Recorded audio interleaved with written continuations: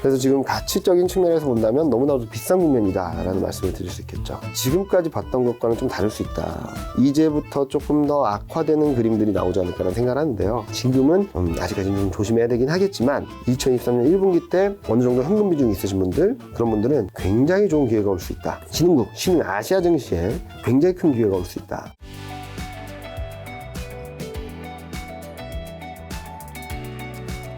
최근 시장이 많이 어려운데 23년 어떻게 봐야 될지 좀 말씀을 드리고 그런 부분들을 어떻게 잡아가야 될지 좀 말씀드리도록 하겠습니다. 오늘 준비해 오신 자료가 반전 드라마 다음 펀드멘탈 후폭풍 이유인데 팀장님이 이제 지난번 오셔서 말씀해 주신 게 12월 FOMC 이후로 이제 증시 변동성이 커졌는데 일단 그 이유는 뭐라고 우리가 예상한 대로 한 거 아니었나요? 뭐 예상한 대로 됐던 것도 있고 아니었던 것도 있고, 그러니까 예상대로 됐다라고 말씀드릴 수 있는 부분들은 지금 올해 내내 시장을 보면은 금리, 달러, 물가, 통화정책 여기에 너무 일희일비 됐었던 것 같아요. 이 그림을 보시면은 요 파란색이 미국채 10년물인데 미국채 10년물하고 MSCI 글로벌 지수랑 상관관계가 마이너스 0.877 거의 완전히 반대로 갔다는 얘기고, 달러와의 상관관계를 보면 마이너스 0.92.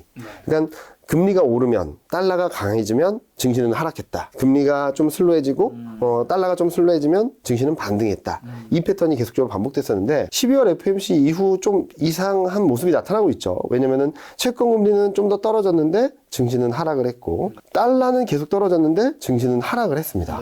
그러니까 지금까지 흐름과, 그러니까 이때만 하더라도 달러가 약하고 금리가 좀 약해지니까 반등을 했었던 상황이 완전히 바뀌었다라는 거죠. 그래서 12월 FOMC 때 뭐가 바뀌었을까를 본다면 경기 변수가 수면 위로 확 올라와 버렸습니다. 그래서 10월, 11월 달까지는 물가가 진정될 것이다.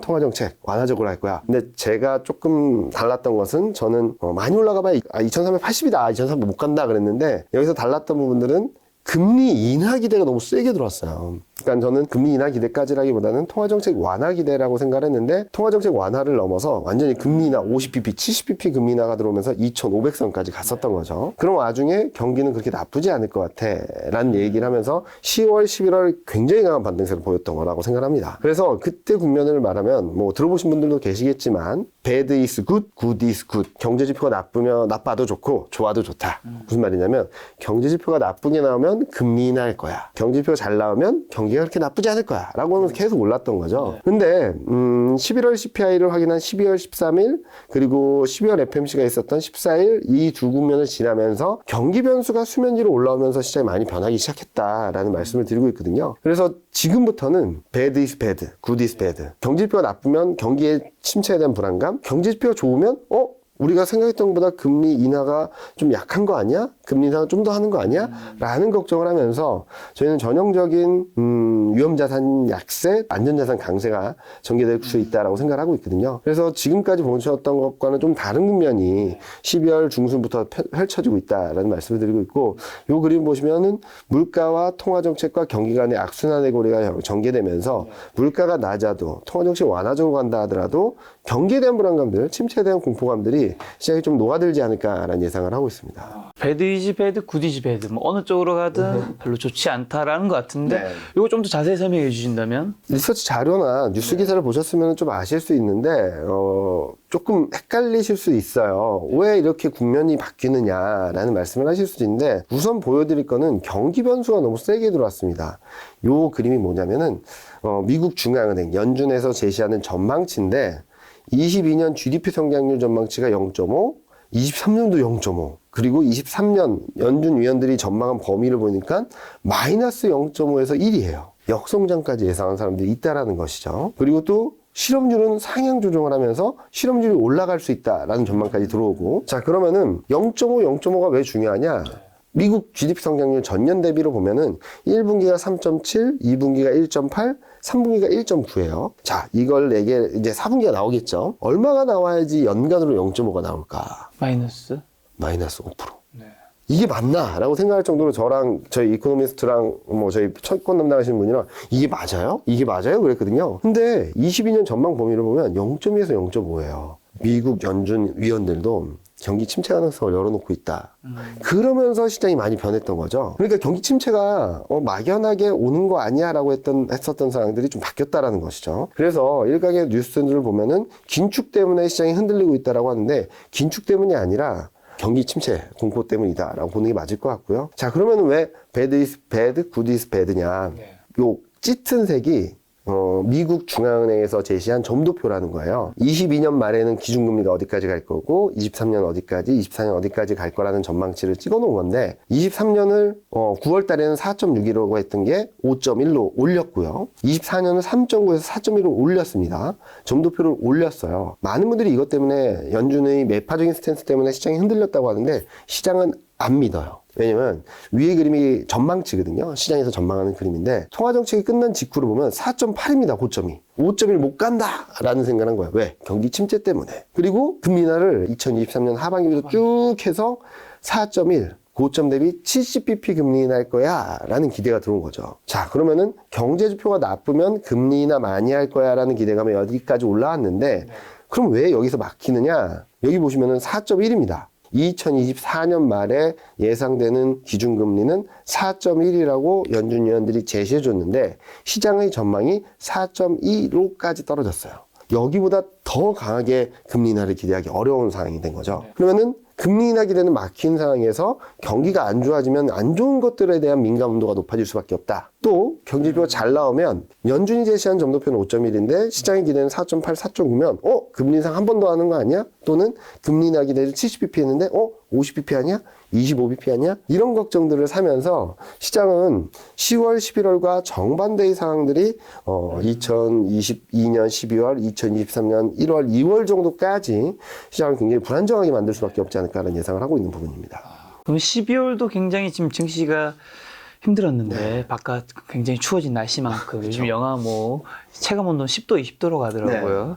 지금 1월 증시도 힘들 수밖에 없다는 것 같네요. 1월, 2월 달까지는 좀 많이 조심하자라는 말씀을 드리고 있어요. 지난번에 나와서도 23년 전망을 간단히 말씀드리면서도 2023년 1분기에 진바닥이 나와서 매수할 기회가 올 거다라는 말씀을 드렸는데 지금 짧게 보면 좀 조심해야 될 듯 아직까지는 말씀을 드리고 있죠. 자, 10월, 11월 달에 굉장히 강한 반등을 하면서 증시가 오르긴 했지만 경제 전망이나 기업 이익 전망은 계속적으로 떨어졌습니다. 그래서 괴리율, 그러니까 펀더멘탈과 주식시장 간의 괴리율이 굉장히 벌어져 있다고 보고 있어요. 이걸 어떤 걸로 평가하느냐라고 한다면 보통 밸류에이션, PER이라는 걸로 평가를 하는데 어느 정도 레벨인지 말씀드리면 깜짝 놀라실 수도 있는데 코스피가 2,500을 터치했을 때 12개월 선행 PER이라는 밸류에이션 지표가 11.6배까지 올라갔어요. 11.6배는 어느 레벨이냐면 밸류에이션만 놓고 봤을 때 2021년 6월 고점 수준이에요. 코스피가 3,300일 때 11.5배, 11.6배였는데 그 수준까지 밸류에이션이 올라갔다는 얘기거든요. 그 의미는 뭐냐면은 기업 이익 전망이 워낙 떨어져서 밸류에이션이 비싸진 거죠. 지수는 3,300에서 2,500, 800포인트가 떨어졌는데 증시 이익 전망치 자체가 800포인트만큼 내려왔다라는 의미예요. 그래서 둘 간의 거리가 굉장히 멀어져 있기 때문에 이 둘 간의 간극이 좁혀져야 되는데 저희가 예상하기로는 경제 전망이나 이익 전망이 올라가긴 어려울 것 같아요. 왜냐면 이익 전망은 지금도 떨어지고 있어서 12개월 선행 EPS라는 게 215에서 왔다 갔다 하던 게 최근 들어서 211까지 떨어졌거든요. 211이라는 의미는 12개월 선행 PR 10배가 2110이라는 거예요. 전저점을 깨고 내려갈 수밖에 없다 라는 의미라서 저희는 요 가능성, 가격 조정이 좀 열려 있다라는 말씀을 드리고 있고, 쉽게 말씀드리면 앙드레 코스톨란이라는 되게 유명한 투자자가 있는데 그분이 내놓은 이론 중에 하나가 강아지와 주인의 산책 이론이라는 게 있어요. 주인은 자기 갈 길 가는데 강아지는 이렇게 갔다 저렇게 갔다 이렇게 갔다 저렇게 갔다. 그래서 주인이 움직이는 걸 보통 펀더멘탈, 강아지가 움직이는 거를 주가라고 얘기를 하는데요. 여기서 핵심은 강아지가 멀리 갔다가도 주인한테 돌아온다는 거거든요. 그래서 지금은 강아지가 주인한테 돌아야 되는데 주인이 발길을 돌려서 강아지한테 다가가기보다는 주인은 제 갈 길을 계속적으로 갈 수밖에 없기 때문에 가격 조정 가능성까지는 좀 열어놓고 바라봐야 되지 않을까라는 예상을 하고 있습니다. 아니 근데 지금 팀장님 방금 전에 코멘트로 전저점 깰 수밖에 없다라는 코멘트 하셨는데 거기 2150에서 60 정도로 나중에 깨락률이 굉장히 높다라는 거죠. 좀 더 얘기하겠지만. 그렇죠. 그러니까 지난번 2130을 기록했을 때 PER이 8.8배였어요. 자, 그런데 지금은 8.8배는 커녕 10배가 2110이라는 거예요. 이익이 너무 떨어졌다는 거죠. 그래서 지금은 많은 분들이 지수 레벨이 이만큼 낮아졌는데 라고도 볼 수 있겠지만 이익 전망치가 너무 낮아진 데 따라서 사람들이 체감하는 것과 가치 평가라는 사람들의 입장이 굉장히 괴리가 벌어져 있다라고 말씀드릴 수 있거든요. 그래서 지금 가치적인 측면에서 본다면 너무나도 비싼 국면이다라는 말씀을 드릴 수 있겠죠. 근데 물가가 2개월 연속 서프라이즈 이제 기록하면서 좋은 신호를 줬는데 요건 경기에 좀 긍정적인 거 아닌가요? 시차를 두고는 긍정적인 변수를 줄 수 있겠죠. 물가가 떨어지면은 통화 정책은 좀 더 완화적으로 갈 수 있고. 그런데 자, CPI가 지금 7%, 코어 CPI가 5.9, 6%. 미국 금리 인하할 수 있을까요? 쉽진 않죠. 네. 미국 이번 12월 FOMC에서 연준 의장이 2%를 고수하겠다는 얘기를 했기 때문에 레벨 자체는 여전히 굉장히 높습니다. 이게 더 떨어지기 위해서는 시간이 좀 더 필요하겠죠. 또 두 번째, 물가가 떨어지고 있는데 무엇을 의미하는지를 봐야 될 것 같아요. 자, 위의 그림을 한번 보면은 이 왼쪽은 전년 대비 변화율이거든요. 보시면은 휘발유 훅 떨어졌죠. 신차 떨어졌죠. 중고차는 마이너스로 갔습니다. 의복 떨어졌고 의료 서비스, 교통 서비스 떨어졌어요. 전년 대비로 보면은 대부분 0이고 휘발유가 마이너스 2.9, 2.0, 중고차가 마이너스 2.9 굉장히 많이 떨어졌고요. 교통 서비스, 의료 서비스 다 둔화되고 있습니다. 전부 다 수요와 관련된 사람들이 내 소득이 줄어들고 내가 살기 힘들어지면 차를 바꾸는 것도 좀 주저하게 되겠죠. 그리고 차를 많이 안 움직이다 보니까 유가는 떨어질 수 있고, 그리고 옷도 덜 사고 병원 가는 것도 덜 하고. 그러니까 물가가 2달 연속 꺾였다라는 거에 대해서 굉장히 서프라이즈하고 통화 정책에 대한 기대감은 굉장히 세게 반영을 했는데, 이면으로 들어갔을 때 경기가 안 좋아지고 있다는 부분들은 놓치고 여기까지 왔다라고 말씀을 드리는 거죠. 자, 그러면은 뭐가 변할까? 이제 물가가 떨어지는 만큼 명목금리, 금액으로 보여지는 것들이 더 낮아질 거예요. 무슨 말이냐면 지금 소매 판매나 산업 생산이나 이런 금액으로 기업 이익에도 반영되어 있는 게 물가거든요. 물가가 반영되어 있기 때문에 금액 자체가 높아 보이는 건데 이걸 제거하고 보게 된다면 이미 침체로 갔을 수 있지 않을까라는 생각을 하는 거죠. 그런 측면에 11월 소매 판매는 안 좋았나요? 지난번에 나와서도 말씀드렸던 게 소매 판매가 잘 나왔다는 게 일시적인 현상일 수 있다고 말씀드렸는데 11월 소매 판매가 굉장히 안 좋게 나왔거든요. 전월대비 마이너스 0.6, 자동차를 뺀다 하더라도 마이너스 0.2. 이게 물가, 아까 말씀드렸던 물가가 떨어지면서 나타나는 효과도 있고, 두 번째로는 진짜로 소비가 안 좋아지고 있는 것이 아닌가라는 생각을 하게 되죠. 왜냐하면 11월 달에 뭐 있죠? 블랙 프라이데이, 사이버 먼데이, 이게 있었음에도 불구하고 안 좋았다라는 거예요. 그래서 10월달 서프라이즈는 먼저 선 할인했던 것들, 거기에 대한 수요가 좀 들어왔던 부분들이 있었을 뿐 소비가 좋아지는 그림이 아니고, 또 눈에 띄는 부분은 산업 생산, 제조업 경기가 진짜 빨리 안 좋아지고 있어요. 전월 대비로는 2달 연속 마이너스고 전년 대비로도 2%대로 가고 있거든요. 특히 안 좋다라고 말씀드리는 거는 공장 가동률이 점점 떨어지고 있어요. 그동안 잘 버텼던 자동차마저 확 꺾여서 지금 제조업 경기는 굉장히 안 좋아지고 있고, 소매 판매는 빠른 속도로 둔화되고 있다 정도로 말씀을 드릴 수 있겠죠. 그렇기 때문에 앞서 서두에 말씀드렸던 증시와 펀더멘탈 간의 괴리를 좁히는 과정이, 경기가 여기서 드라마틱하게 올라가기는 좀 거의 어렵다. 경기는 계속적으로 둔화되는데 증시가 좀 가격 조정을 거치면서 펀더멘탈과 증시 간의 괴리를 좀 좁히지 않을까라는 예상을 드리는 부분입니다. 근데 경기가 안 좋다는 얘기는 우리가 사실 몇 개월 전부터 계속 그렇죠. 들었잖아요. 그리고 그렇죠. 주식은 우리가 알고 있기로 선반영 맞아요. 미리 반영된다고 하는데, 이게 이제 증시에 이제 경기가 앞으로 안 좋은 것들이 더 선반영 되는 것도 라고 볼 수 있는 거 아닌가요? 많은 분들이 그렇게 말씀을 하세요. 근데 반도체를 예를 들어 볼게요. 반도체 실적이 안 좋다, 반도체 업황이 안 좋다는 거는 2021년 하반기부터 다 알고 있었습니다. 근데 어쩌죠? 주가는 지금까지 빠지고 있죠. 일부 종목은 전저점까지 깨버리려고 하고 있고. 왜 그러냐면, 안 좋은 거 다 알아. 근데 예상했던 것보다 더 안 좋네.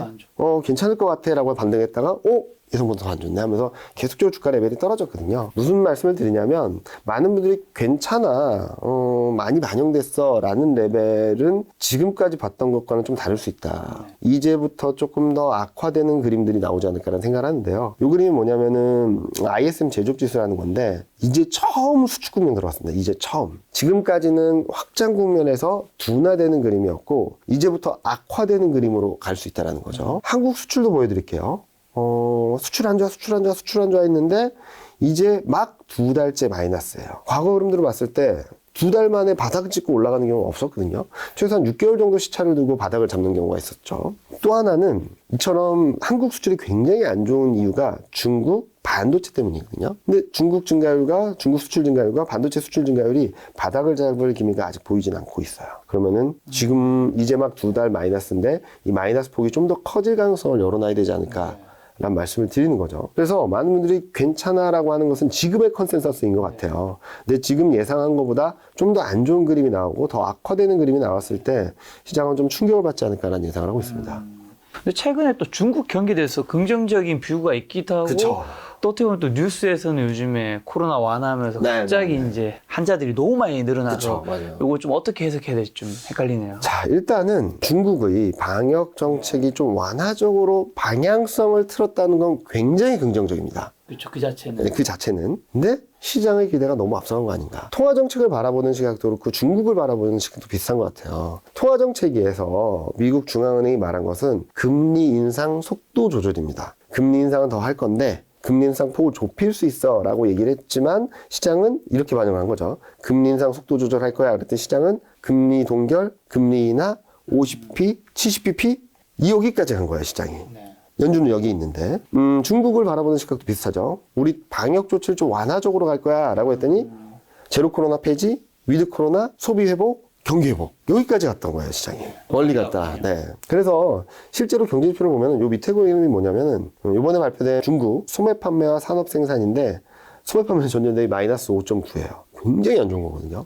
산업 생산은 2.2입니다. 거의 0으로 수렴하고 있어요. 그래서 지금 그리고 당분간은 위드 코로나로 가는 것은 물론이거든요. 좀 말이 안 되고 방역 조치를 완화한 데 따른 긍정적인 효과들이 반영되기는 시간이 좀 필요하다라고 보고 있죠. 그래서 올해 말까지는 경기가 좀 더 악화될 가능성이 있지 않을까라는 생각을 하고 있어서 연준에 대한 통화 정책도 중국 방역 조치 완화에 대한 부분들도 분명히 좋은 그림이긴 하지만 너무 기대가 앞서갔다는 거죠.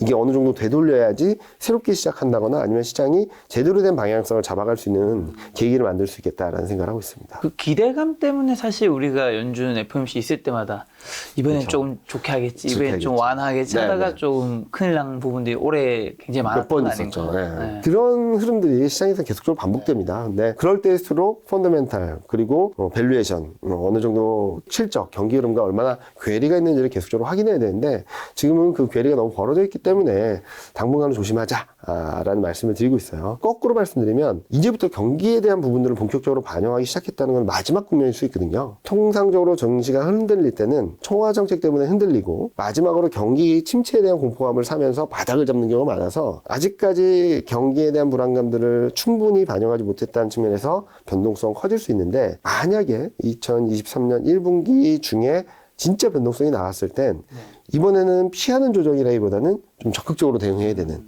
좀 매수 관점으로 대응을 해야 되는 조정이 되지 않을까라는 예상을 하고 있습니다. 미국 실업률은요? 여기에 좀 버팀목 되는 부분이 없을까요? 그쵸. 실업률이 되게 안정적이에요. 보통 자연 실업률이라고 하는 게 4%인데 4% 밑에서 등락을 보이고 있어서 안정적이다라고 말할 수 있는데 앞으로 계속 안정적일까에 대해서는 퀘스천 마크가 계속적으로 들어오고 있죠. 자, 요 밑에 그림 먼저 보실게요.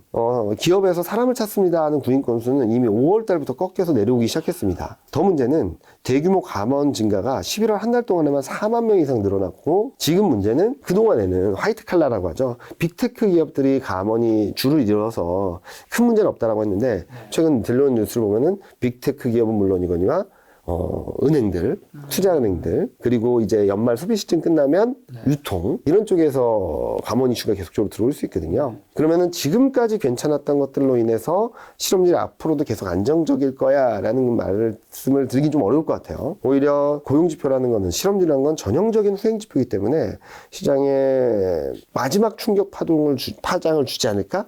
그래서 저희는 1월, 2월 중에 실업률이 좀 반등을 하게 된다면 증시에는 좀 충격을 진짜로 받을 수 있는 시점이 되지 않을까라는 예상을 하고 있습니다. 한국도 실업률은 비슷한 데이터를 보여주는 거 있는 건가요? 한국 실업률은 조금 다른 것 같아요. 미국보다는 조금 비탄력적이라서 좀 다르긴 한데 한국도 고용은 괜찮습니다.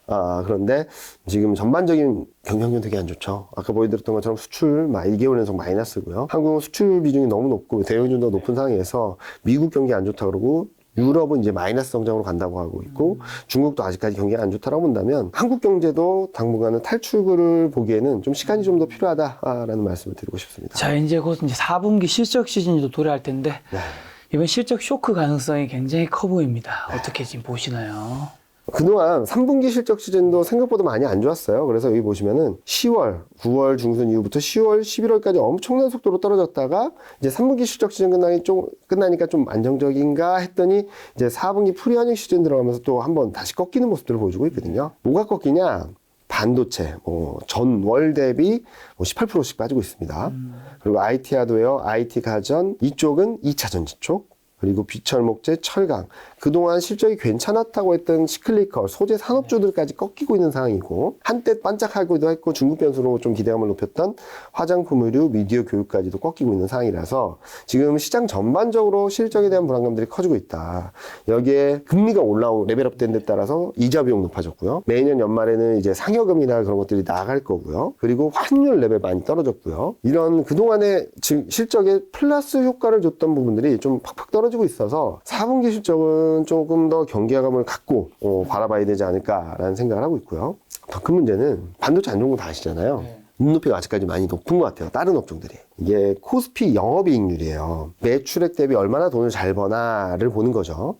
저는 통상적으로 이 레벨을 가지고 실적에 대한 눈높이가 얼만큼 조정됐나를 많이 보거든요. 보시면은 3분기 코스피 전체로 보면 3분기가 영업이익률 7.9, 4분기가 5.6, 내년 1분기, 23년 1분기가 7.0, 2011년 이후 평균이 4분기가 6.1이니까 5.6이 좀 낮잖아요. 그리고 1분기 평균도 7.8이니까 7% 좀 낮잖아요. 이걸 보고서 코스피 실적에 대한 눈높이가 많이 조정됐으니까, 낮아졌으니까, 평균 대비 낮아졌으니까 실적이 더 나빠지진 않을 것 같아 라는 말씀들도 하시는데, 그걸 좀 나눠서 볼게요. 반도체를 보면 어마어마합니다. 3분기 영업이익률이 15.8, 4분기가 8.4, 1분기가 6.5. 네. 과거에 금융위기에 별 보지 못했던 레벨까지 가는 거예요. 과거 평균을 한참 하는 것도 뭐 당연한 거지만 과거 업황이 안 좋다라고 했을 때보다 더 안 좋은 그림을 보여주고 있거든요. 자, 그러면은 반도체 실적은 아까도 말씀드렸지만 2021년 6월 이후 계속 안 좋아져가지고 바닥권을 향해 가고 있는 것 같아요. 눈높이는 충분히 낮아졌는데 진짜로 실적이 안 좋아짐으로 인해서 충격을 한두 번 받을 수 있겠지만 바닥권에 근접하고 있다. 반대로 반도체를 빼고 보니까 3분기가 6.6, 4분기가 5.2, 2023년 1분기가 7.0, 11년 이후 평균 4분기 평균이 4.5, 이거보다 높아요. 11년 이후 평균 1분기 평균 영업이익률이 6.2. 근데 지금 예상치는 7. 코스피 전체로 보면 안 보였던 게 보이는 거죠. 반도체를 빼고 보니까 반도체를 빼고 보니까 나머지 업종들이 실적에 대한 높이가 너무 높다는 거죠. 그러면은 이렇게 볼 수 있겠죠. 반도체는 쭉 이익전망이 떨어져서 바닥권에 근접하고 있는데 반도체 뺀 업종들은 쭉 올랐다가 뭐 등락을 보이다가 좀 안정적인 흐름을 보이고 그러다가 이제부터 이렇게 떨어지는 그림이 아닐까라는 생각을 하고 있어서 4분기 실적 시즌을 보실 때 좋다 나쁘다도 중요하지만 실적이 많이 안 좋았던 부분들에 있어서 내년 1분기 실적, 내년 실적을 어떻게 변하는지가 좀 더 중요한 변수가 아닐까라는 생각을 하고 있습니다. 그럼 4분기 실적 시즌에서 팀장님이 또 중요하게 생각하는 건 또 어떤 게 있을까요? 연간 실적인 것 같아요. 왜냐면은 이제 2022년 다 지나갔어요. 그렇죠. 본격적으로 실적에 대한 추정치가 변하는 건 23년이거든요. 근데 이제 2023년에 초입으로 들어가고 있음에도 불구하고 이미 22년보다 이익 전망이 낮아지고 있어요. 그래서 이 그림을 보시면 이게 뭐냐면은 회색이 23년 영업이익 전망인데 5월 중순 6월 초만 하더라도 270조가 예상됐던 게 지금 203조까지 내려왔습니다. 역성장이에요. 22년. 그러니까 그러면 21년 대비 22년도 역성장, 22년 대비 23년도 역성장이에요. 에이, 얘가 잘 버티고 있네. 반도체를 뺀 업종들은 잘 버티고 있네 라고 할 수도 있거든요. 근데 아까 말씀드렸던 대로 똑같이 눈높이를 한번 볼게요. 이게 보면 코스피 영업이익률을 보면은 전체 연간 영업이익률이다. 아까 보여드렸던 분기고 22년은 7.8, 24년은 7.4, 24년은 8.9. 이게 뭐지? 싶으시죠? 이건 유틸리티 영향이 좀 커요. 유틸리티가 엄청 적자였다가 완전히 흑자 전환한다는 전망이 들어와 있어서 좀 빼고 볼게요. 그래서 반도체를 먼저 보면 8.7입니다. 과거 금융위기 이후 보지 못했던 레벨이에요. 충분히 낮아져 있어서 더 떨어진다고 하더라도 새로운 하락이라기보다는 바닥권을 향해 가고 있다. 역으로 봐야 된다는 말씀을 드리는 거죠. 반대로 반도체하고 유틸리티를 보니까 2021년 경기가 엄청나게 좋았을 때가 8.6, 2022년이 8.3. 이때는 물가 효과가 좀 들어갔을 수 있겠죠. 자, 이제 물가는 떨어지고 금리 인상의 여파로 인한 경기는 악화되고 미국 GDP 성장률이 연준이 제시한 것도 0.5고 유럽은 마이너스로 간다고 하고 있는데 23년 영업이익률은 8.2, 올해랑 비슷하다는 전망이 아직까지 남아 있습니다. 24년 전망은 8.5, 너무 높다라는 거죠. 그래서 저는 지금 현재 시점에서 실적을 바라보는 데 있어서 눈높이로 바라보자. 눈높이가 많이 낮아져 있는 업종은 한두 번 충격을 더 받는다 하더라도 바닥권에 근접했을 가능성이 높은데, 눈높이가 너무 높은 업종은 이제부터 내려가는 그림을 보여줄 수 있기 때문에, 저는 23년 1분기 중에 바닥이 나오게 된다면 반도체, 인터넷 뭐 이런 업종들을 먼저 봐야 된다. 반면에 시클리컬이나 소재 산업재 쪽은 좀 더 눈높이 조정이 좀 필요해서 먼저 보기는 좀 어렵다라는 생각을 하고 있습니다. 자, 오늘의 핵심 이제 내용이죠. 그럼 이런 것들이 모든 거에 반영돼 시장 어디까지 내려간다고? 뭐 저번에도 말씀드렸던 것 같은데, 저희가 제시드린 하단은 2050이에요. 근데 제가 처음에 11월 말 12월 초에 2500선 왔다 갔다 할 때는 너무 멀어 보이는데, 지금 벌써 2300선 초중반에서 왔다 갔다 하고 있거든요. 자, 한 달이 안 되는 시간 동안 150포인트가 빠졌습니다. 장중 흐름들로까지 감안해서 보면 170, 180포인트까지 빠진 거죠. 이런 그림이 한두 번 더 나올 수 있다라고 생각하고 있어요. 자, 그러면 얼마나, 이경민 팀장이 말하는 게 2100이 깨지고 2050까지 간다는 거야? 자, 제가 아까 말씀드렸던 요 2130기로 했을 때가 12개월 선행 PR이 8.8배였어요. 근데 지금 12개월 선행 PR 9.77배가 2070밖에 안 돼요. 이익이 더 떨어져서, 이때보다도 더 떨어져서, 그렇게 본다면 2050이라고 하더라도 멀어 보이는 건 아니다. 그리고 또 하나는 실적 전망이라든지 수급이라든지 이런 이슈에 의해서 언더슈팅, 좀 출렁출렁하는 그림들은 좀 나올 수 있겠다 라는 말씀을 드리고 있죠. 코로나 때도 한번 생각해 보시면 좋을 것 같은데, 1700이 굉장히 중요한 지지선이었는데 그걸 깨고 1500까지 깨고 저조차도 멘붕이 왔었죠. 근데 재밌는 게 1700을 깨고 1500을 깼다가 바로 1700을 회복하고 다이렉트로 2800, 3000을 갔던 거예요. 이런 언더슈팅이 나올 수 있을 가능성이 있는데, 이게 나온다 하더라도 시장이 더 내려가는 그림보다는 좀 이런 언더슈팅을 좀 적극적으로 활용할 수 있는 기회가 아마 23년 1분기에는 있을지 않을까라는 생각을 하고 있습니다.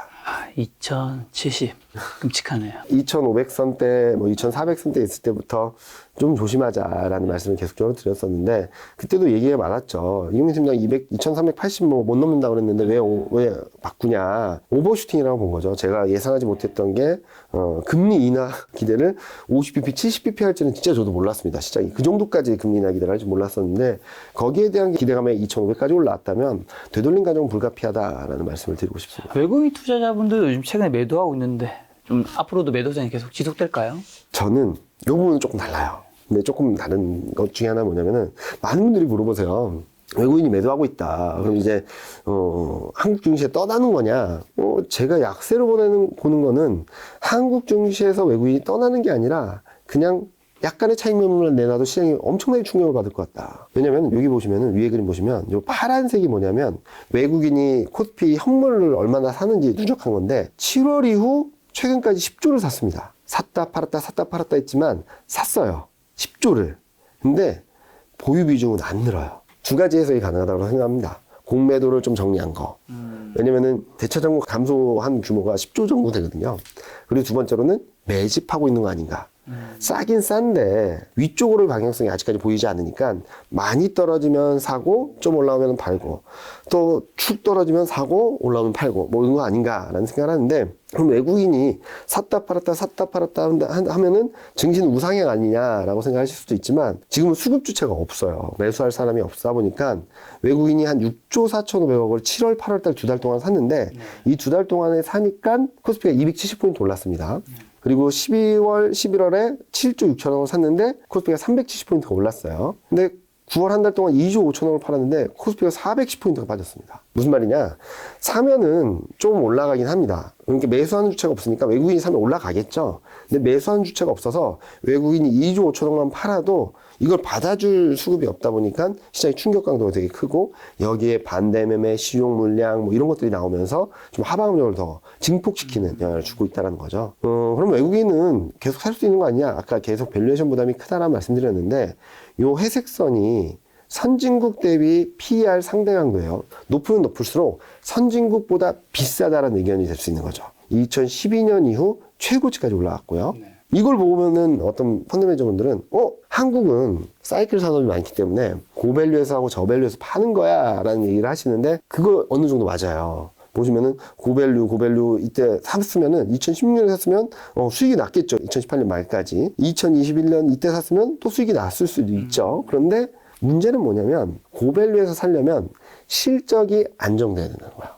근데 지금 어떻다? 실적이 거의 수직낙하고 있다. 그러면 아직까지 타이밍은 아니다. 밸류에이션 부담이 크기 때문에 외국인 입장에서는 조금만 매물을 출회할 수도 있고 22년 말 23년 초에는 외국인 수급이 좀 불안정할 수 있다라는 말씀을 드리고 있고요.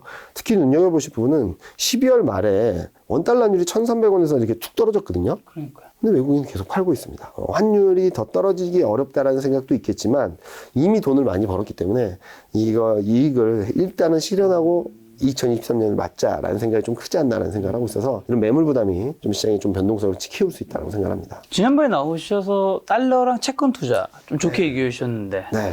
요거는 그럼 현재는요? 채권하고 달러로 좀 수익이 나셨을 거예요. 그때만 사셨던 분이라면 10년물 채권금리 4.3 왔다 갔다 하는 게 뭐 3.5, 3.4까지 떨어졌으니까 저는 지금은 섣부르게 접근할 때는 아니다. 좀 반등이 나온다면 2023년 1분기 중에 좀 반등이 나올 텐데 왜? 금리 인하 기대가 후퇴하고 금리 인상을 좀 더 할 수 있다는 걱정이 들어오면 10년물 채권금리도 좀 올라가겠죠.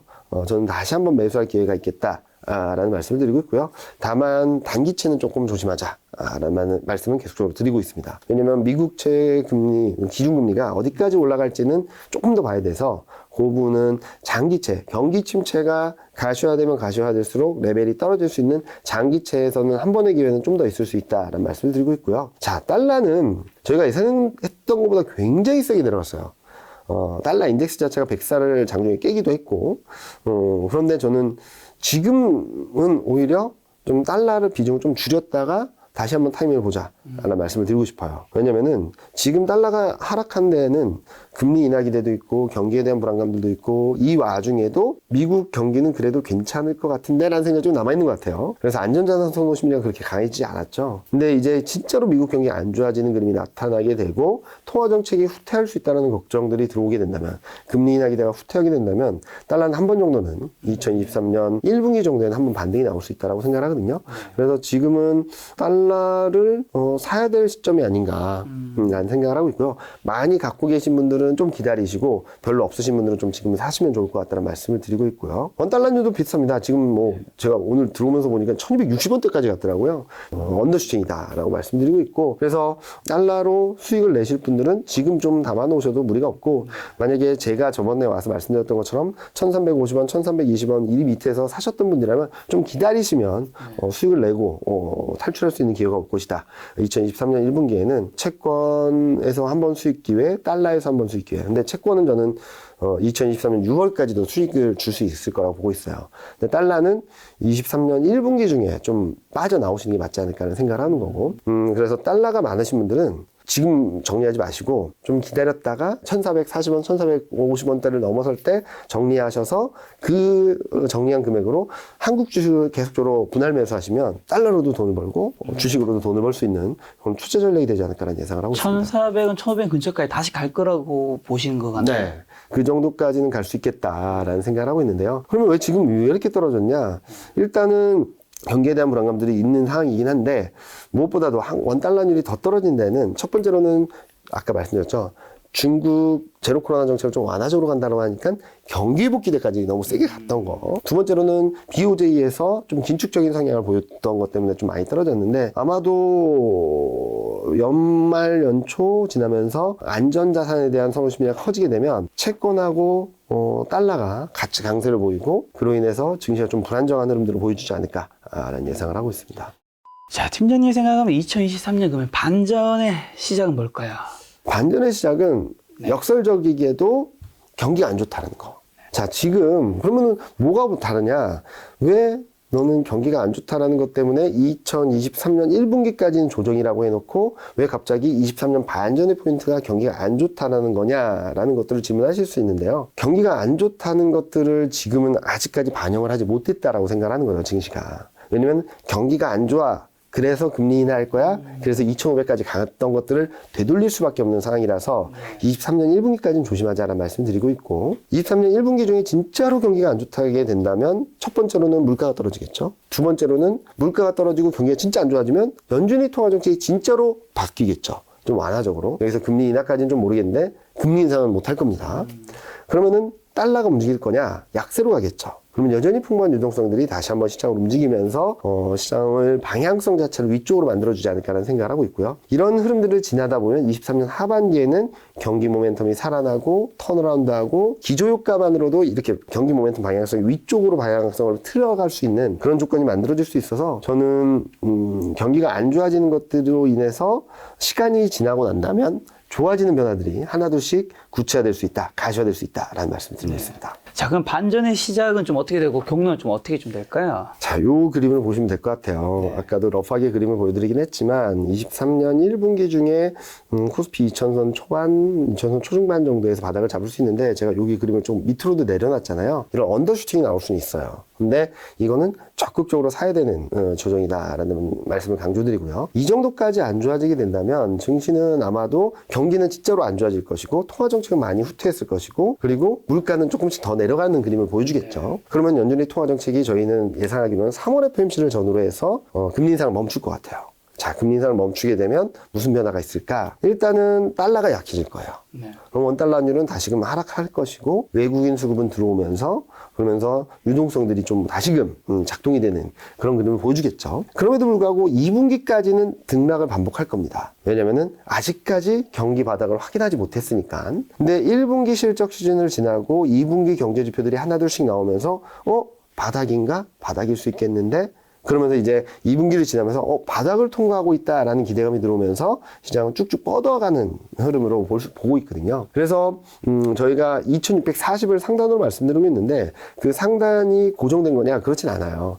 반도체를 비롯한 경기라든지 업황이라든지 그리고 기업 이익 전망치가 얼만큼 바닥을 찍고 올라오냐에 따라서 좀 더 열릴 수도 있고 좀 내려갈 수도 있겠지만 저는 기본적으로 2600선대 회복은 충분히 가능하다라고 생각합니다. 그래서 2023년 1분기 때 어느 정도 레벨로 언더슈팅이 나올지는 좀 봐야 되긴 하겠지만 어느 레벨로 가든 간에 저는 사야 된다. 지금은 2300선대에서 등락을 보이고 있는 지금은 아직까지는 좀 조심해야 되긴 하겠지만 2023년 1분기 때 어느 정도 현금 비중이 있으신 분들 그런 분들은 굉장히 좋은 기회가 올 수 있다라는 말씀을 드리고 있고 이때를 위해서 저는 2021년 10월 달부터 그렇게 안 좋다는 얘기만 들었던 것 같습니다. 이때를 한번 잡아보신다면 좋은 기회가 올 거라고 보고 있고요. 그래서 저는 이런 그림들로 생각하고 있어서 왜 언더슈팅을 자꾸 말씀드리냐면 실적 전망이 너무 많이 빠지고 있어요. 저희가 예상했던 것보다도 이미 211까지 떨어졌습니다. 저희가 예상했던 거는 2050인데 이게 211을 깨고 205까지도 떨어질 수 있는 상황인 것 같아요. 그러면은 10배로 간다 해도 2050이고요. 10배 밑으로 가면은 1900도를 볼 수도 있어요. 그러니까 이익 전망이나 금리 인하에 대한 기대감이 얼마나 빨리 후퇴하는지 여부에 따라서 좀 레벨이 달라질 수 있지만 궁극적으로는 그로 인해 시차를 두고 긍정적인 변화들이 나올 수 있으니까 언더슈팅이 나오면 나오는 만큼 공포감에 젖기보다는 좀 적극적으로 대응하는 자세가 필요하다라고 말씀드리고 있습니다. 그때를 위해서 지난번부터 계속 현금 말씀드렸죠. 자, 그럼 경기가 안 좋아진다고 좀 물가가 낮아질 수 있는지 다소 좀 회의적인 분위기도 있는 것 같더라고요. 그렇죠. 많은 얘기들이 나오고 있죠. 근데 일단 파월 연준 의장이 말했던 것 중에 하나가 공급망이 안정되고 있다, 정상화되고 있다라는 얘기를 했는데 맞습니다. 요 그림을 보시면은 여기 공급망 압력 지수라 그래서 이게 올라가면 물류가 잘 돌질 않아서 물가가 오르는 효과가 있는 거예요. 이게 떨어지면 떨어지는 대로 물가 안정에 좀 플러스 효과가 되겠죠. 이게 엄청난 속도로 떨어지고 있습니다. 2020년 중반부, 얘는 2020년 중반부 후까지도 떨어지고 있죠. 되게 긍정적이에요. 물가 측면에선. 그런데 왜 떨어지는지를 봐야 되겠죠. 아까도 CPI가 2달 연속 서프라이즈였는데 그 이면을 뜯어보니까 경기가 안 좋아지고 있다는 시그널로 보셨잖아요. 지금도 보시면 이게 LA 항구가 미국에서 제1항구고요.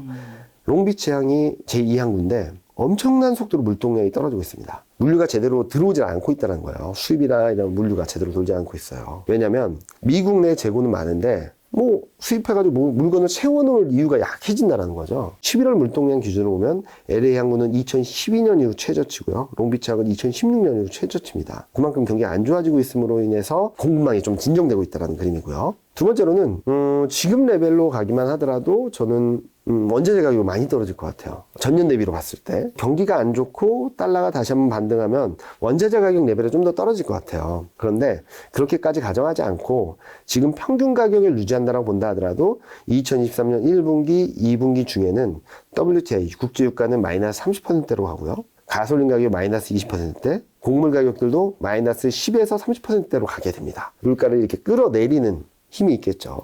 그리고 마지막으로는 주택이죠. 주택은 언제 꺾이냐의 문제인 것 같아요. 근데 저는 주택 물가 때문에 어쩌면 생각보다 물가가 좀 떨어질 수 있다고 생각하거든요. 여기 보시면은 주택 관련된 심리지수는 이미 코로나19 이전 수준보다 더 낮아진 지표들도 나오기 시작하고 있어요. 그리고 여기 보시면 빨간색이 프레드맥에서 발표하는 주택가격 전년도의 변화율인데 20% 근처까지 갔던 게 지금 9%대로. 이 하락하는 속도를 한번 보시면 이때보다도 빠르고요. 이때보다도 빠르고 금융위기 때만큼 둔화되는 속도가 빠릅니다. 그래서 일각에서는 주택 경기가 너무나도 급냉을 해서 물가가 예상보다 빠르게 잡히고 주택 경기가 너무 급격히 떨어짐으로 인해서 부정적인 영향들이 연준의 통화 정책을 좀 더 완화적으로 가게 만드는 트리거가 될 수도 있다라는 말씀들을 하시기도 하더라고요. 그래서 저희는 주택 물가도 2023년 1분기 중에는 정점을 찍고 꺾일 수 있다라는 말씀을 드리고 있고요. 이것 때문에 많은 분들이 고민을 하시는 거예요. 1970년대, 80년대를 보면 경기 침체인데 물가는 더 올랐다. 지금도 그러는 거 아니냐. 이때는 석유 파동이 있었습니다. 아까 보여드렸던 것처럼 유가는 이제 마이너스, 전년도에 마이너스권으로 가죠. 여기서 눈에 띄는 부분들은 1980년대를 한번 볼게요. 이때 경기 침체, 회색 명암이 경기 침체 국면인데 물가가 더 올랐어요. 왜 그랬냐면 이때도 석유 파동이 있어서 그걸 반영하는 기대 인플레이션이라는 지표, 이 파란색하고 빨간색을 보시면 되는데 이게 경기 침체로 들어갔는데도 계속 올라갔습니다. 근데 지금은 5.4, 1년 기대 인플레이션이 5.4를 찍고 쭉 떨어지고 있죠. 다르다. 국민이 다르다. 그래서 경기 침체로 갔음에도 불구하고 물가가 계속 오르는 건 아니냐라는 걱정들 하실 텐데 이번은 아닌 것 같다라는 말씀을 드리고 오히려 2023년 1분기 중에는 물가, 원자재 가격들이 떨어지는 부분, 주택 가격이 꺾이는 부분, 그리고 앞서 말씀드렸던 것처럼 경기가 전반적으로 안 좋아짐으로 인해서 물가가 안정되는 효과들이 좀 더 뚜렷하게 나타날 수 있지 않을까라는 예상을 하고 있습니다. 통화정책 완화로 가면 금리 인하 혹시 말씀하신 거 어떻게 되는 걸까요? 금리 인하는 조금 더 봐야 될 것 같아요. 조금 더 봐야 될 것 같은데 저는 금리 인하까지는 내년까지는 아닌 것 같아요. 근데 금리 인상을 멈추는 것만으로도 굉장히 긍정적인 변화가 있을 거다라는 말씀을 드리고 있고요. 그렇게 보는 이유는 여전히 돈이 많습니다. 여전히. 요 밑에 그림이 뭐냐면 미국 중앙은행이 갖고 있는 자산 규모거든요. 코로나19 이전을 보면 4조 달러 정도였는데 이게 8조 9,600억 달러까지 갔다가 QT라는 유동성 흡수를 한다고 했음에도 불구하고 8조 5천억 달러를 넘어서고 있어요. 아직까지도. 돈이 많아요. 근데 지금 유동성이 부족하다라고 하지 않냐. 지금 2019년 때 요때 막 QT라다 갑자기 돈 풀었던 경우가 있어요. 이때 뭐였냐면 단기채 시장에서 엄청난 변동성이 있었거든요. 그러면서 금융권이 엄청 휘청휘청했습니다. 이때 걱정 때문에 QT랑 금리 인상을 같이 해 큰일 났다. 우리 2019년 기억이 있으니까 조심하자. 그래서 미국 시중은행들이 초과지준 준비금이란 걸 2조 달러를 쌓아놨어요. 2조 달러. 그러니까 유동성을 흡수한 게 미국 중앙은행은 천천히 흡수했는데 2조 달러를 은행들이 꽉 쥐고 있는 거예요. 우리 2019년 같은 충격받을지도 몰라. 우리 빨리 쌓아야 돼.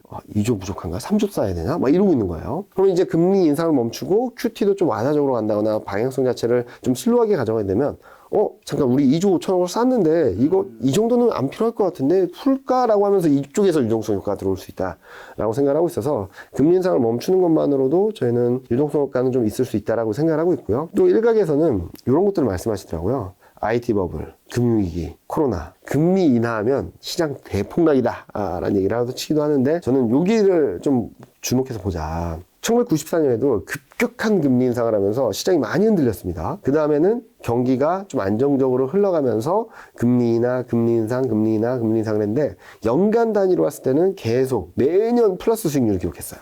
프로텍티브 풋, 보험정 풋이라 그래서 금리 인하를 경기 침체 때문에, 경기 충격 때문에 금리 인하하는 게 아니라 경기를 선제적으로 좀 방어하기 위해서 일정 부분 금리 인하하고 지켜본다라는 것들을 가져가게 된다면 시장의 충격보다는 유동성이 좀 흘러가는 흐름들을 보여주지 않을까라는 예상을 하고 있으니까 자, 통화정책에 대해서는 너무 걱정하거나 너무 완화적으로 가기보다는 통화정책을 멈추는 것만으로도 긍정적인 변화가 좀 가시화될 수 있다라는 말씀을 드리고 싶습니다. 네. 금리 인하는 힘들지만 멈추는 것만으로도 증시에는 긍정적이다. 자, 그럼 경기는요? 경기가 지금 굉장히 좀 중요한 신호일 텐데. 더 안 좋아진다고 말씀드렸는데 더 안 좋아지는데 뭐 때문에 돌아설까 좀 봐야 되긴 하겠지만요. 일단은 경기 사이클 한번 말씀을 드릴게요. 중간선거 있었을 때 중간선거 있으면 시장 좋아 막 그랬잖아요. 재밌는 게 여기 보시면은 저점에서 고점까지 사이클이 2년이에요. 평균. 고점에서 저점까지 평균 2년이에요. 자, 저점에서 저점까지 기간은 4년입니다.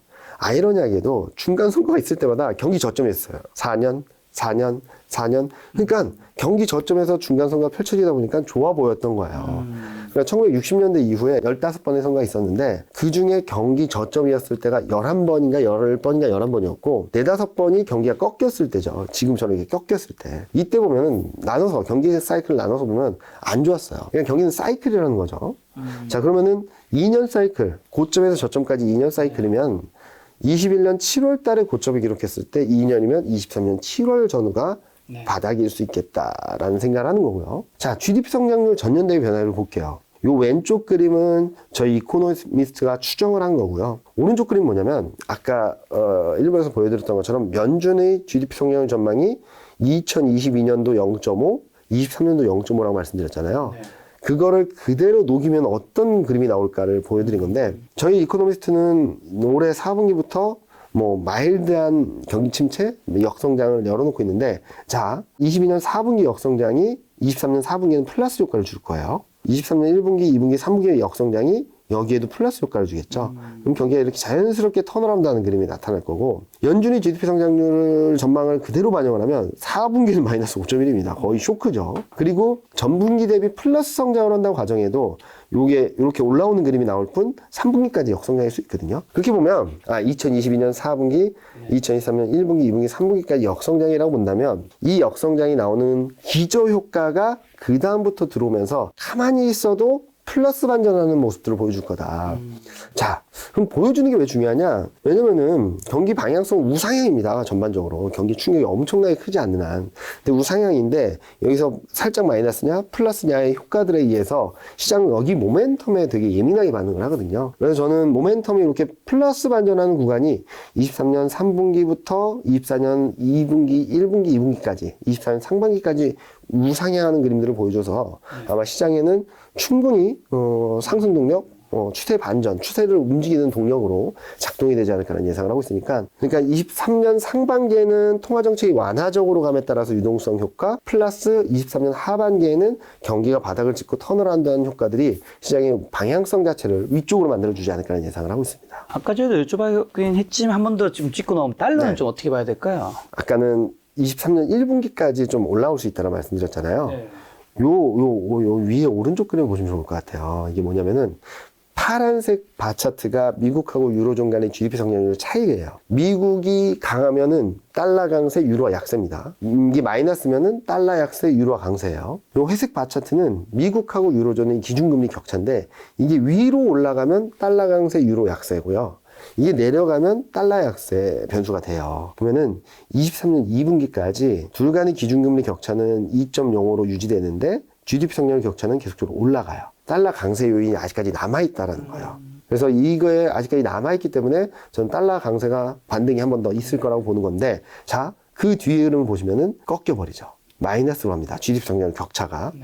유로존이 좀 더 좋아 보이는 국면으로 들어가요. 그럼 달러 강세가 아니라 달러 약세, 유로 강세. 그리고 기준금리 격차도 보니까 미국은 금리 인하를 할 수 있다고 하는데 지금 유로존은 물가가 10% 왔다 갔다 하고 있어요. 금리 인하를 하기 어렵습니다.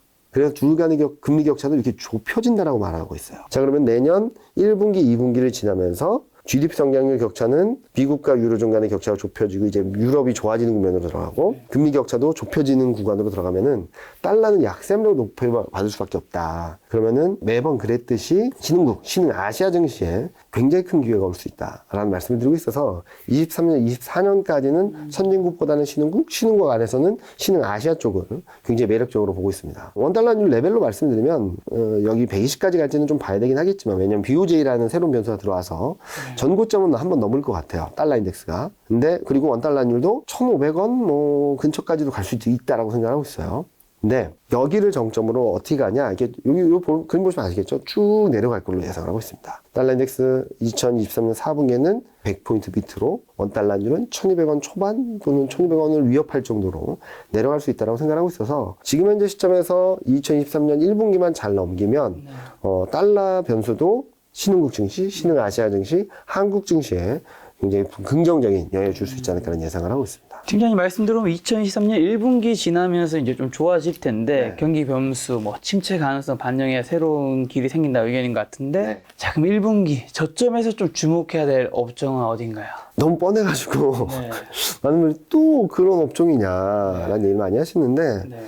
탑다운, 바텀업 이렇게 다 따져봐도 이 업종들밖에 계속 안 나옵니다. 좀 하나 말씀드리면 저희가 주목하는 탑다운적인 측면에서 주목하는 것은 긴축의 시대다, 뭐 유동성이 줄어들고 있다, 뭐 여러 얘기가 나오고 있지만 그럼에도 불구하고 정책 동력이 계속적으로 쏟아져 들어가는 부분이 반도체, 전기차, 2차전지, 신재생에너지, 플러스 알파로 방산 쪽이다라고 생각하고 있어요. 반도체는 전 세계적으로 너도 나도 갖고 싶어하는 경쟁력을 확보하고 싶어하는 산업입니다. 그래서 미국도 4대 핵심 품목을 선정했는데 가장 먼저 법안을 발의한 게 반도체 법안이에요. 유럽도 지금 막 돈 들여서 투자한다고 난리가 났어요.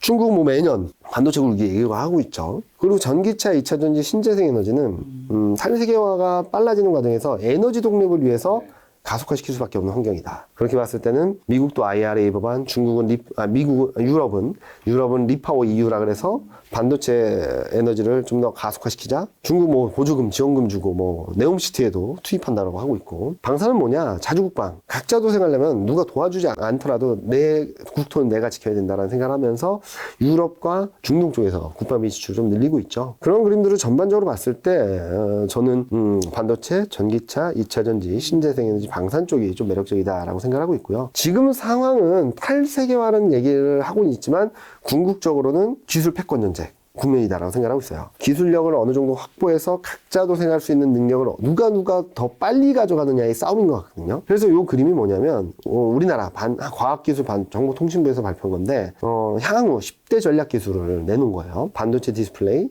2차전지, 5G, 6G, 첨단 로봇 소재, 바이오, 사이버 보안, 항공우주, 양자, 인공지능, 수소. 여기가 좀 가시권에 있는 거고 이건 좀 미래 성장성, 신산업을 창출하는 거죠. 그래서 여기 쪽에 있는 산업들을 좀 더 주목해서 본다면 여러 어려운 환경들이 있긴 하겠지만 그 안에서도 좀 더 매력적인 투자처가 되지 않을까라는 예상을 하고 있습니다. 반도체가 시장을 근데 이끌어갈 수 있을까요? 굉장히 많은 분들이 의구심 더 가질 것 같은데요. 걱정을 많이 하시는데 저는 걱정이 크면 클수록 반전의 시점은 가까워지고 있다라는 말씀을 드리고 있어요. 아마 2022년 4분기 실적도 2023년 1분기 실적도 안 좋을 겁니다. 그런데 안 좋아지면서 나타나는 현상들이 뭐죠? 캐펙스 컷이라고 하는 투자를 줄이는 거죠. 그렇죠. 그게 2016년에도 똑같이 나왔습니다. 2016년에도. 캐펙스 컷을 하면서 막 대응을 했었는데 뭐가 바뀌는 거니까 시간을 두고 바라보면 투자를 줄이면 수요는 좀 줄어든다 하더라도 수요가 우위를 보이는 국면으로 들어갈 거예요. 그래서 2016년 하반기, 2017년 상반기에도 반도체 업황이 턴어라운드하는 모습을 보여줬고요. 그런 가운데 2017년에는 서버 투자라는 서버 수요가 확 올라오면서 폭발적으로 성장을 했죠. 그래서 저는 2016년, 17년하고 비슷하지 않을까. 2016년에 실적 바닥과 함께 주가 바닥이 나왔었고 여기 만만하게 턴어라운드 하다가 2017년에 서버라는 수요가 새롭게 들어오면서 폭발적인 상승을 했거든요.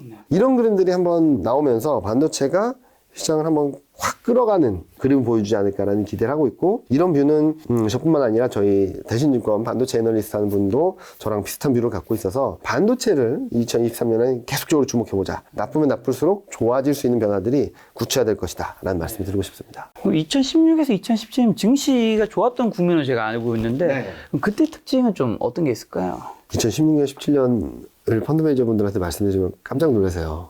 더 힘든 거 아니냐? 왜냐면은 2016년, 17년 지수는 26% 정도 올랐는데 반도체 업종 지수가 100% 올랐어요. 그리고 반도체만 잘 간 게 아니라 몇몇 업종만 잘 갔는데 여기 보시면 요 굉장히 짙은 색이 2년간의 수익률인데 반도체, IT 가전, 철강, IT 하드웨어, 은행, 에너지, 화학, 소프트웨어 딱 8개만 시장을 아웃퍼폼 이겼고 나머지 18개는 시장을 졌고요. 그리고 그중에 절반은 마이너스 수익률이었어요. 이때 뉴스 한번 찾아보시면 반도체 빼고는 또는 IT 빼고는 코스피는 1800이다 막 이런 뉴스들이 굉장히 많았어요. 그래서 너무나도 일부 업종들에 쏠려가지고 시장이 상승을 했기 때문에 소외주가 너무 많았던 거죠. 그래서 되는 업종에 잘 타고 있어야 되는 건데 자 그러면 요 8개 업종은 왜 올라갔을까? 다시 원점으로 돌아가서 실적입니다. 2017년 이익 개선 기여도를 보면 뭐 압도적으로 반도체가 이겼으니까 반도체가 1등이었고요. 그 다음에 조선은 뭐 흑자 전환해서 좀 봐야 됐던 거였고 은행이 이익 개선 기여도 3등이었는데 수익률적인 측면에서는 5등. IT 가전은 이익 개선 기여도 5등인데 수익률 2등. 화학은 6등인데 수익률 7등. 에너지는 7등인데 수익률 6등. 철강도 여기 3등, 수익률 3등. 그러니까 실적이 좋았던 업종 안에서 아웃퍼폼한 업종들이 다 나왔다는 거예요. 그래서 이거를 지금 현재 좀 대입을 해서 보면은 요 그림입니다. 밑에 그림 보시면 23년은 턴어라운드 하는 거고 24년에 이렇게 탁 튈 텐데 24년 이익 개선 기여도를 보면은 요번에도 반도체가 압도적으로 높습니다. 그리고 화학, 조선, 자동차, IT 가전, 상사자본재, 소프트웨어, 은행 정도까지. 자, 화학에는 2차 전지랑 순수화학이랑 신재생에너지 관련 종목들이 좀 있고요. 자동차에는 전기차, IT 가전에는 2차 전지랑 IT 수요 관련된 종목들, 상사자본재는 음식료나 지주사가 많긴 한데 여기에 방산이랑 신재생에너지 관련주들이 있어요. 소프트웨어는 인터넷, 은행은 아시겠고. 자, 그러면 아까 보여드렸던 탑다운적인 측면에서의 업황의 흐름이나 지금 보여드렸던 실적 측면에서 바텀업적인 측면에서 본다면은 이 두 개가 매칭이 되는 업종들이 반도체, 2차 전지, 자동차, 신재생에너지, 방산. 여기 플러스 알파로 본다면 인터넷이랑 은행 정도로 볼 수 있지 않을까라는 예상을 하고 있어서 지금 현재 시점에서는 탑다운 바텀업적인 측면에서 너무나도 뻔한 업종인 것 같지만 이들 업종에 너무나도 많은 교집합들이 들어오고 있어서 계속적으로 집중하고 이쪽으로 집중적인 투자 전략이 필요하다라는 말씀을 드리고 싶습니다. 결국 뭐 돈이 몰리는 업종이랑 실적 뒷받침되는 업종 선점해야 한다는 건데 이제 2023년 이제 전망하시잖아요. 그래서 대신 이렇게 추천한 탑픽과 반대로 조심해야 할 업종 한번 정리해 주신다면. 일단은 탑픽은 요 그림을 보시면은 저희 섹터 애널리스트 분들이 이 업종들은 비중을 늘려도 되겠다라는 업종들인데 그 중에서도 제가 쭉 말씀드렸던 탑다운적인 측면에서도 매력적인 업종들을 매칭시킨 게 이렇게 빨간색으로 보여드린 거예요. 반도체는 삼성전자, 전기전자는 삼성전기, 2차 전지 LF, 인터넷은 네이버, 철강비철은 포스코홀딩스, 자동차에는 HL만도, 제약바이오는 삼성바이오로직스. 뭐 반도체, 전기전자, 2차 전지 뭐 다 아실 거예요. 근데 2차 전지는 셋업체는 좀 조정이 좀 더 있을 것 같아요. 근데 먼저 조정받았던 소재업체를 먼저 보자. 23년 1분기 중에. 그리고 인터넷은 언제 올라갈지는 좀 보긴 해야 되겠지만 여기 보여드린 것처럼 해외 매출을 좀 봐야 되고 철강비철. 근데 포스코홀딩스는 더 이상 철강업체로 평가받지 않아요. 2차전지 밸류체인을 구축하고 있는 업체, 2차전지 업체로 평가받기 시작하고 있고요. 자동차는 완성차는 IRA 법안 때문에 조금 타이밍을 늦춰서 보자. 먼저 볼 거는 자동차를 바꾸기보다는 수리해서 좀 더 타려는 움직임이 있어서 부품주 보자는 거고요. 제약바이오, 생뚱맞게 제약바이오가 들었네 라고 하실 수 있는데 제약바이오 업종을 저희가 선호하진 않는데 삼성바이오로직스는 괜찮을 것 같아요. 삼성바이오로직스는 지금 제네릭 의약품들을 만들 준비를 하고 있는데 2023년에 독점권이 풀리는 의약품들이 굉장히 많다고 하더라고요. 그게 풀리면 바이오로직스는 곧바로 제네릭 의약품이나 이런 것들을 만들어서 실적을 레벨업 시킬 수 있기 때문에 실적 측면에서 관심 있게 바라보자라는 말씀을 드리고 있어서 이 종목들을 좀 보시면 좋겠다라는 말씀을 드리고 있고요. 이 그림은 뭐 제가 뭐 찍어서 말씀드린 게 없기 때문에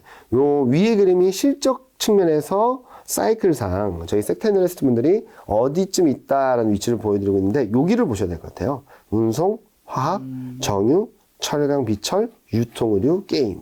이 업종들은 실적이 이렇게 쭉 떨어지는 거고 주가도 이렇게 꺾여서 내려가는 게 운송, 게임, 정유화학 이쪽들은 좀 조심하자라는 말씀을 드리고 있죠. 그리고 반대로 반도체, 인터넷, 증권은 실적이 바닥권을 향해 가고 있으니까 좀 관심 있게 바라볼 수 있겠다 정도로 요약할 수 있어서 아까 계속 말씀드렸던 거 실적을 바라볼 때도 말씀드렸던 것이 있지만 지금 시클리컬이나 소재 산업재는 오히려 지금 많이 조심해야 될 때다. 오히려 지금은 많이 빠졌고 실적이 더 나빠질 것 같고 걱정스럽고 너무 불안한 반도체라든지 뭐 이런 업종들을 인터넷이라든지 이런 업종들을 바라보는 게 조금 더 나은 투자 전략이 되지 않을까라는 말씀을 드리고 있습니다. 2022년에 사실 주식도 뭐 가상화폐도 부동산도 굉장히 다 힘들었잖아요. 네. 그래서 많은 분들이 이제 은행으로 가서 예적금으로 많이 넘어가셨는데 네. 그게 이제 그쪽에 2023년에 더 돈이 몰릴 수도 있는데 그렇게 예적금을 하는 거는 어떻게 보세요? 2023년에? 분할 매수, 그러니까 포트폴리오 측면에서 예적금에 대한 한 수요, 워낙 금리가 높으니까요. 6%, 7% 주니까. 그건 뭐 충분히 고려할 만한 대상이다라고 생각을 하고 있는데 저는 너무나도 그쪽에 갔던 흐름들이 2022년에는 유효한 전략이었다라고 생각을 한다면 23년에는 일정 부분을 떼어서라도 주식에 좀 투자를 해야지 수익률을 좀 더 높일 수 있다라는 말씀을 드리고 싶고요. 다만 지금까지 쭉 말씀드렸던 거는 지금 사자는 말씀드리는 게 아니라 23년 1분기 때 그쵸. 증시가 안 좋아지면 안 좋아질수록 내 주식 투자 비중을 점점점 늘려가는 그런 전략적인 스탠스가 필요하다는 말씀드리고 있어서 2023년 초반 시장이 흔들릴 때 살까라고 하기보다는 확인하고 좀 더 레벨이 떨어진 다음에 사셔도 늦지 않는다. 네. 그때 잘 사신다면 수익률적인 측면에서는 은행 예금보다는 훨씬 더 높은 수익을 거두실 수 있지 않을까 예상을 하고 있습니다. 마지막으로 이제 투자 조언을 여쭤보는 질문 하나 드릴까 하는데 2022년 주식시장이 너무 힘들다 보니까 근데 많은 분들이 이제 주식시장을 떠나면서 하는 생각이 그런 것 같아요. 2020년에는 이제 증시가 오르면서 돈을 벌었는데 네. 21년부터 이제 6월부터였나요? 그쵸. 그때부터 힘들어지면서 그리고 22년도 힘들었는데 힘들 때마다 이제 공부를 하신 분들이 많을 거란 말이죠. 네, 확실히 20년 때보다는 22년 때가 투자 지식이 더 높아졌을까 그쵸, 생각하거든요. 그쵸, 그쵸. CPI가 뭔지도 알고 네, 네, 네, 파월 네. 회장이 연준 의장의 이름도 알고 하는데 우리가 공부한 것과는 별개로 계좌는 아주 박살이 났을 거란 말이죠. 맞아요. 그러면서 야 이거 투자 주식 공부하는 게 의미가 있어? 요 생각을 가지신 분이 점차 진짜 많이 늘어나더라고요. 많이 늘어났죠. 그분들한테 공부가 진짜 의미가 있는 건지 조언을 마지막으로 주신다면. 저는 여기 이 자리에서도 몇 번 말씀드렸던 것 같은데 자산 시장을 공부하는 거는 저는 적극적으로 추천드립니다. 뭐 종목 공부하는 분도 계시겠지만 이번 사이클에서 주식에 대한 공부를 많이 하셨고 그거와 더불어서 저는 자산 시장에 대한 공부를 하자라는 말씀드렸거든요. 왜냐면은 올해 2022년에 만약에 달러를 투자했다면 수익이 많이 났겠죠. 그리고 2023년에 달러로 돈을 벌었던 걸 다시 주식에 투자한다면 또 수익이 나겠죠. 무슨 말씀을 드리고 싶냐면 손실이 났다라고 해서 주식 때문에 손실이 났다라고 해서 떠날 게 아니라 주식이 아니라 뭐를 통해서 돈을 벌었을까를 몇 년 거꾸로 흘러가서 생각을 해보신다면 분명히 투자기에는 굉장히 많거든요. 그래서 주식이 된다 안 된다라는 생각에서 좀 벗어나시는 공부를 하신다면 저는 지금 힘들다 하더라도 2년 뒤, 3년 뒤, 5년 뒤, 10년 뒤에는 굉장히 안정적인 투자 수익을 거둘 수 있는 꼭 주식만 아니더라도 달러, 원자재 또는 채권 이런 다양한 자산군을 통해서 돈을 벌 수 있는 기회는 얼마든지 창출할 수 있기 때문에 지금 힘들다고 떠나시기보다는 조금 더 진정하게 보시고 자산시장에 대한 공부를 좀 더 넓히자라는 말씀을 드리고 싶고요. 그리고 다양한 채널이 있죠. 근데 거기 그 와중에도 성향 그리고 투자 스타일이 맞는 전문가들과 호흡을 한다는 생각으로 공부를 해나가신다면 좀 더 유용하지 않을까. 나는 모멘텀 투자인데 장기 투자를 하는 사람과 호흡을 한다면 되게 그 호흡이 힘들어지거든요. 그런 것들을 좀 잘 맞춰 나가신다면 조금 더 나은 레벨업된 본인의 모습을 확인하실 수 있지 않을까라는 생각을 하고 있습니다. 네, 팀장님께서 올해는 오실 때마다 늘 안 좋은 소식만 가져오셨지만 그 안 좋은 소식을 듣고 이제 잘 자산에 하신 분들은 또 늘 이제 조심해야 한다. 네. 조심해야 한다 얘기해 주셔서 그분들 아마 자산 잘 지키셨을 것 네. 같은데 아마 2023년에 좀 좋은 소식 보따리 들고 이제 찾아오시지 않을까. 꼭 그러도록 하겠습니다. 기대해 보도록 하겠습니다. 오늘 만나는 손님은 이경미 팀장님이었습니다. 지금까지 여러분 소중한 시간 함께 해주셔서 정말 감사합니다. 오늘도 김 작가였습니다. 고생 많으셨습니다. 감사합니다.